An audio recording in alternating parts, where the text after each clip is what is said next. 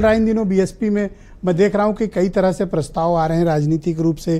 Opposition उनके बचाव में भी सामने आके खड़ा हो जा रहा है और BJP back to back Mayawati पर डायरेक्ट अटैक कर रही है, एकदम डायरेक्ट अटैक कर रही है। आप इन सब चीजों के पीछे क्या कारण मानते हो? देखिए, कोई भी पार्टी अपने संगठन से बड़ी बनती है और मायावती के साथ एक समस्या ये रही कि उनके साथ जितने लोग रहे, बड़े बड़े नाम वो पार्टी में वो चले गए। स्वामी प्रसाद मौर्य, नसीमुद्दीन सिद्दीकी, बाबू सिंह कुशवाहा, सुखदेव राजभर और ब्रजेश पाठक, नंद गोपाल गुप्ता नंदी, कई सारे नाम, आज तो मंत्री भी हैं कई सारे लोग सरकारों में। तो मायावती अपने जो मूल कार्यकर्ता थे उनको नहीं बचा पाई और वो अकेली होती गई और उन पर लगातार जिस तरह के आरोप लगते रहे उस पर भी वो लगातार उनका वोट बैंक कम होता गया। 2014 में जब मोदी का उभार आया तो मायावती लोकसभा में 0 हो गई, लेकिन 2019 में अखिलेश यादव के साथ लड़कर वो 15 सीटें गठबंधन की लाई थी और उसमें 10 सीटें तो उनकी अकेले थी। इस बार उन्होंने जिद ठान ली कि वो अकेले लड़ेंगी लोकसभा का चुनाव, किसी के साथ गठबंधन नहीं करेंगी। इसके पीछे यह साफ संदेश गया कि वो भाजपा के दबाव में है और वो इंडिया गठबंधन को कमजोर करना चाहती हैं। इंडिया गठबंधन ने संविधान के खतरे का और आरक्षण का जोर शोर से मुद्दा उठाया और मायावती उस पर चुप रही। इसका भी नुकसान उनको उठाना पड़ा। वैसे देखिए, बुआ और भतीजे का एक रिश्ता तो है और जब जब बुआ पर कोई हमला होगा तो भतीजा राजनीतिक लाभ लेने के लिए आगे आएगा और अखिलेश यादव ने वही किया है। मायावती का जो जनाधार है उसको पहले बीजेपी ने खींचने की कोशिश की जी, और इस बार के चुनाव में काफी हद तक वो अखिलेश यादव और राहुल गांधी के गठबंधन के साथ गया। ब्रजेश जी, ये देखिए कि मायावती जब ताकत में थी तब यूपी में 3 पार्टियां रह गई थी, भाजपा, सपा और बसपा। लेकिन मायावती ने अकेले चुनाव लड़ने की जिद करके आज कांग्रेस भी एक चौथी बड़ी पार्टी उत्तर प्रदेश में बन गई। कांग्रेस का एक सुनहरा दौर उसको लौटता हुआ दिखाई पड़ने लगा और मायावती अब चौथे नंबर की ओर खिसक रही हैं। तो जब भाजपा दलितों के घर खाना खाने लगी, फ्री सिलेंडर देने लगी, फ्री राशन देने लगी, मकान देने लगी जी, तो दलित उनकी ओर गया। तब भी मायावती को भाजपा से उतना कष्ट नहीं था जितना कष्ट उनको समाजवादी पार्टी से था।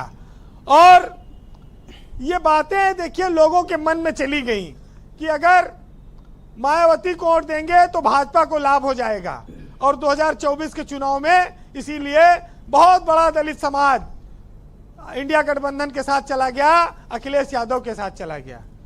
अखिलेश ने बहुजन समाज से आए हुए कई सारे नेताओं को टिकट दिया। लालजी वर्मा है, रामचल राजभर है, बाबू सिंह कुशवाहा है, सब सांसद बन गए हैं, देखते जाइए आप। आर.के. चौधरी हैं, बहुत सारे लोग हैं।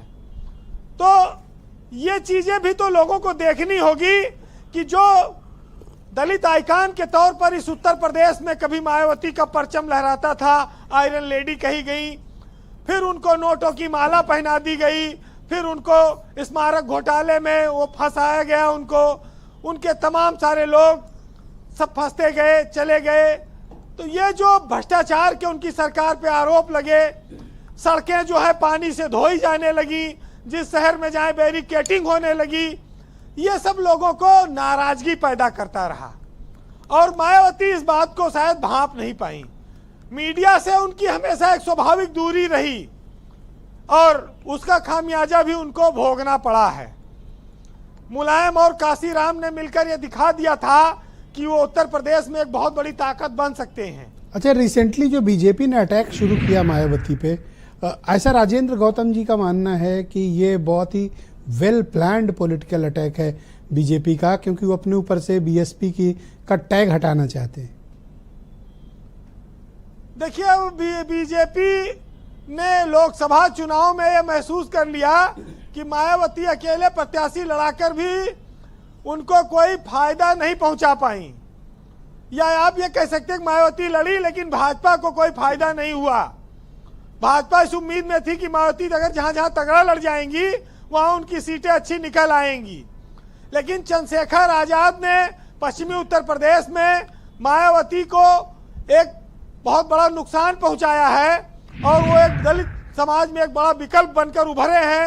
वो एक तरह से कहा जाए निर्दलीय सांसद बन गए हैं।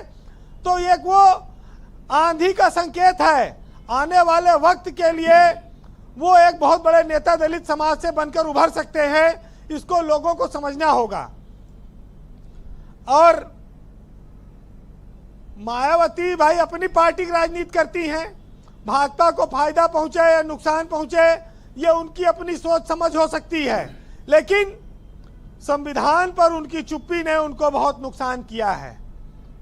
देखिए भाजपा भी परेशान है कि इतना खिलाओ पिलाओ के बाद भी इस बार उत्तर प्रदेश में दलित उनके हाथ से सरक गया, क्योंकि भाजपा के नेता दलितों का सम्मेलन कराने लगे थे और वो दलितों के घर पर जाकर बड़े बड़े नेताओं ने भोजन किया जी, उनको जोड़ने की भरसक कोशिश की, लेकिन वो धार्मिक मुद्दा राम जन्मभूमि का उद्घाटन भी हुआ मंदिर का, उसके बावजूद भी भाजपा पिछड़ गई। दलित समाज के खिसकने की वजह से ही पिछड़ी वो, ऐसा नहीं है कि भाजपा का कोई सवर्ण वोटर बहुत भाग गया अखिलेश यादव के साथ, उसमें दलित और ओबीसी ज्यादा गया है। तो ये चीजें तो स्वाभाविक है। देखिए अतीत कहीं भूल जाएगा, अतीत पीछा नहीं छोड़ेगा। अब तो आपके हिसाब से बीजेपी ने कुछ अपना ठीक नहीं किया दलित और पिछड़े समाज के भीतर, जो कुछ भी ये संदेश गया था चुनाव के दौरान? ब्रजेश जी, मायावती दलित समाज में लोकप्रिय हैं और जो दलित समाज का जो जाटव है, जो दलित वोट बैंक है, वो मायावती को अपना नेता मानता है, लेकिन और जो मायावती के साथ जातियां जुड़ी थी वो काफी हद तक खिसकी। और अकेले तो देखिए कोई पार्टी जीत नहीं सकती, सोशल इंजीनियरिंग वाला फार्मूला मायावती का समाप्त हो चुका है। तो आखिर वो फील्ड में निकलती नहीं है, संगठन है नहीं, उनके भतीजे को उन्होंने अपना उत्तराधिकारी मान लिया है, लेकिन अब चंद्रशेखर आजाद जैसे एक और दलित नेता से उनका मुकाबला है। तो ये चीजें अब उनको उनकी राहें कांटों भरी हैं। हाँ, ये अभी कह रहे थे गौतम जी की वो कौन सी आक्रामक नहीं है वो बहुत। क्या कौन सी तो पॉलिटिक्स? म्याऊं म्याऊं राजनीति, ये म्याऊं म्याऊं पॉलिटिक्स ये कुछ लाए हैं भाई। म्याऊं म्याऊं तो बिल्ली करती है और मायावती ये कह नहीं रहते अब आपने। हाथी से अगर बिल्ली की तुलना होगी, मायावती तो चुनाव निशाना है, हाथी सबसे बड़ा जानवर है। हाँ। तो वो उसको वो तो शेर से भी लड़ जाता है, जंगल का राजा है, लेकिन देखिए बिल्ली के आगे म्याऊं म्याऊं कर रहा है। तो सही कहा जो है राजेंद्र जी ने। अरे हम लोगों ने सबने वो दौर देखा है। अखिलेश यादव आज खुश होंगे कि मायावती के साथ गठबंधन नहीं किया और 37 सीटें वो लोकसभा की जीते। एक बार तो कर ही लिया। अच्छा, गठबंधन मायावती ने ही तोड़ा, बार बार उन्होंने कहा कि हम अकेले लड़ेंगे, अकेले लड़ेंगे। अब अकेले लड़के एक विधायक और 0 सांसद, तो क्या राजनीतिक ताकत रह गई? बहरहाल जी, बुआ भतीजे में अवसर के हिसाब से मायावती ने शुक्रिया जताया, लेकिन अगले ही पल कहा कि ये हमारे दुश्मन हैं और सपा को वोट न देना चाहे भाजपा को दे देना। तो ये बात उनके खिलाफ चली गई है, ये लोग इसको समझ लें।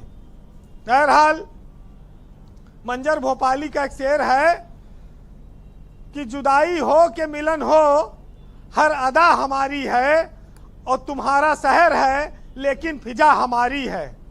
और शिकायतें करे भी तो हम किस से करें, खुदा बनाया है तुमको ये खता भी हमारी है। और कहीं पे जल नहीं सकते सितमगरों के चिराग, कि तमाम शहर में अब की हवा हमारी है। बहुत शुक्रिया वीरेंद्र जी।